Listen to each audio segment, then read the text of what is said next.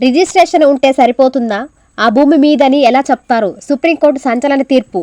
ఆస్తి రిజిస్ట్రేషన్ యాజమాన్యానికి గ్యారంటీ కాదన్న సుప్రీంకోర్టు. యాజమాన్యానికి పూర్తిస్థాయి పత్రాలు తప్పనిసరని స్పష్టీకరణ. ఆస్తి వివాదాల్లో చట్టపరమైన పరిష్కారానిదే తుది మాటన్న ధర్మాసనం. రియల్ ఎస్టేట్ న్యాయరంగాలపై తీర్పు ప్రభావం.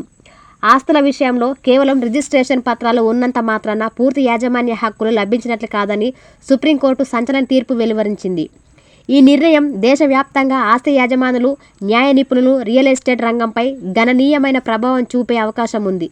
రిజిస్ట్రేషన్ అనేది ప్రక్రియలో ఒక భాగం మాత్రమేనని, చట్టపరమైన యాజమాన్యానికి అది సమానం కాదని సర్వోన్నత న్యాయస్థానం స్పష్టం చేసింది. సుప్రీంకోర్టు ఏం చెప్పిందంటే, గతంలో చాలామంది ఆస్తి రిజిస్టర్ అయితే యాజమాన్యం తమకే దక్కుతుందని భావించేవారు. అయితే సుప్రీంకోర్టు తాజా తీర్పు ఈ అభిప్రాయాన్ని మార్చేసింది.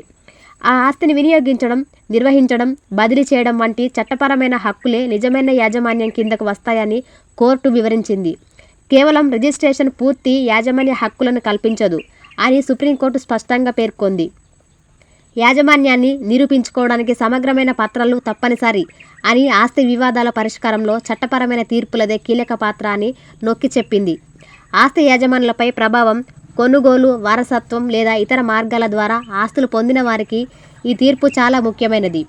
ఆస్తి యజమానులు ఇకపై తమ ఆస్తి పత్రాలన్నింటికీ న్యాయ నిపుణుల ద్వారా ధృవీకరించుకోవాలని, యాజమాన్యం రిజిస్ట్రేషన్ సమస్యలపై న్యాయవాదుల